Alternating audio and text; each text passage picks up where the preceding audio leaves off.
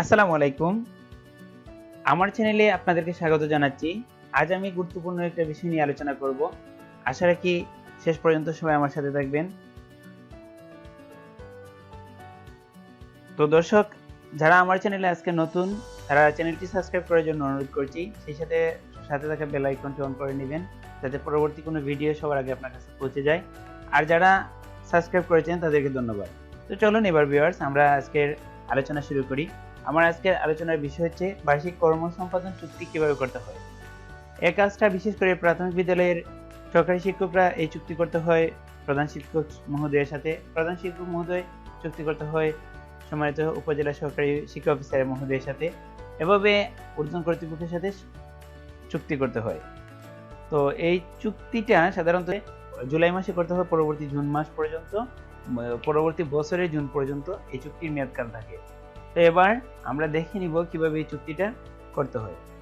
তো আমি ওয়ার্ড ফাইলের মধ্যে এই একটা স্কুলের চুক্তি করেছি। এই ফাইলটা আমি আমার ভিডিও ডেসক্রিপশনে দিয়ে দিব ওয়ার্ড ফাইল হিসেবে। এই ফাইল থেকে যে কোনো প্রধান শিক্ষক ওনার ইচ্ছা মতো করে সাজিয়ে ওনার বিদ্যালয়ের চুক্তিটা করে নিতে পারবেন সম্মানিত উপজেলা শিক্ষা অফিসার মহোদয়ের সাথে। এবার চলুন আমরা কিভাবে বার্ষিক কর্ম সম্পাদন চুক্তি করেছি সেটা দেখে নিই। তো ভিউয়ার্স, আমি ওয়ার্ড ফাইলে দেখাচ্ছি।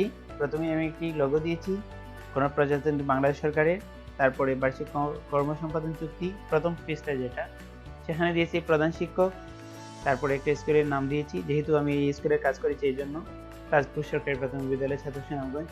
এবং যার সাথে চুক্তি হচ্ছে উনি হচ্ছেন সরকারি উপজেলা শিক্ষা অফিসার মহোদয়, বাগবাড়ি ক্লাস্টার ছাত্র সুনামগঞ্জ।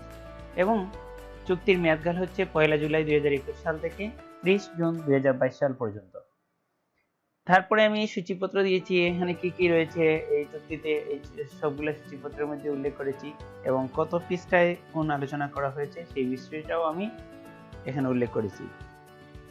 পরবর্তীতে কাজ শুরু করেছি কর্ম সম্পাদনের সার্বিক চিত্র, সাম্প্রতিক অর্জন, চ্যালেঞ্জ এবং ভবিষ্যৎ পরিকল্পনা।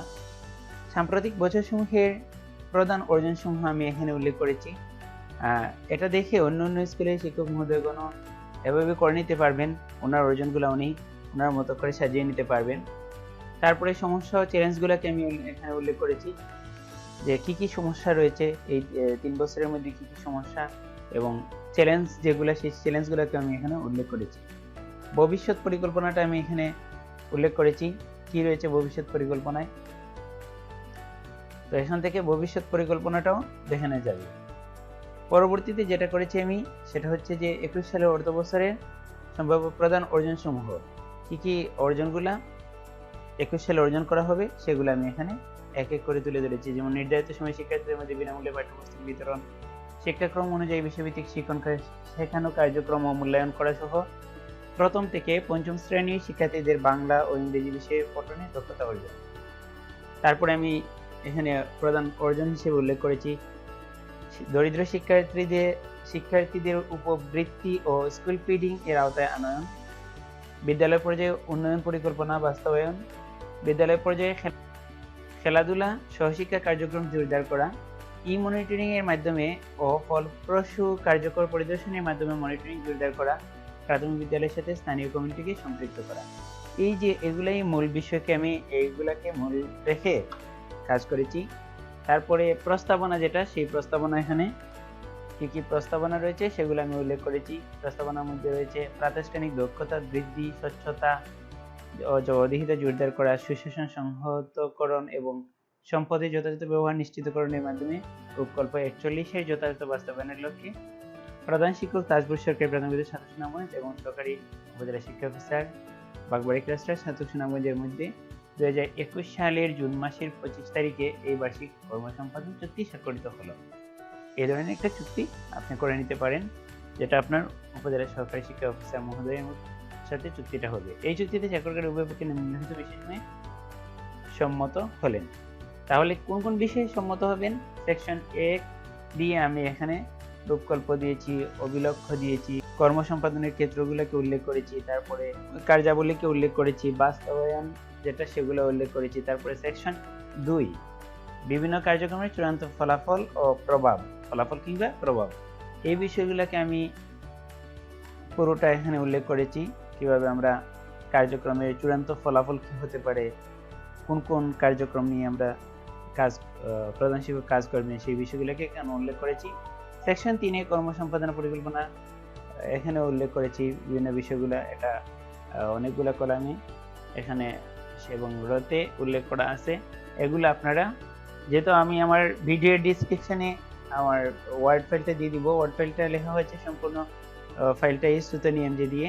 তো সুতনি এমজে ফ্রন্ট যদি আপনার ল্যাপটপে থাকে তাহলে এই ফাইলটা আপনি ডাউনলোড করে আপনার বিদ্যালয়ের জন্য এটা অনুরূপভাবে করে নিতে পারেন। তারপরে দেখেন পরের পৃষ্ঠায় আমি এই যে সেকশন 3টা বেশ কয়েকটা পৃষ্ঠা প্রয়োজন হয়, সবগুলো পৃষ্ঠা আমি সুন্দর করে সাজিয়ে নিয়েছি। পরবর্তীতে চুক্তিনামার যে স্বাক্ষরের যে বিষয়টা সেখানে এখানে উল্লেখ করেছি। প্রধান শিক্ষক এখানে স্বাক্ষর করবেন, তারিখ দিবেন এবং সরকারি উপজেলা শিক্ষা অফিসার মহোদয় এখানে স্বাক্ষর দিবেন এবং তারিখ লিখবেন। আর সংযোজনীতে যেটা আগেই বলছিলাম যে আমি সংক্ষিপ্ত শব্দ সংক্ষেপ যেগুলো সেগুলোর বিবরণ দিয়েছি, যেমন প্রাগম প্রাথমিক ও গণশিক্ষা মন্ত্রণালয়, প্রাসিও প্রাথমিক শিক্ষা অধিদপ্তর, নেট national academy for primary education, BNFE bureau of non formal education. এই ধরনের অনেকগুলো আমরা শব্দ ব্যবহার করে থাকি। সিএনএড, পিটিআই, স্লিপ, এই সবগুলা সংক্ষিপ্ত শব্দের মূল শব্দ যেটা সেখানে এগুলো উল্লেখ করেছি। তার পরবর্তীতে সংযোজনী 2 এর মধ্যে কর্মসম্পাদন সূচকের পরিমাপ পদ্ধতি, এখানে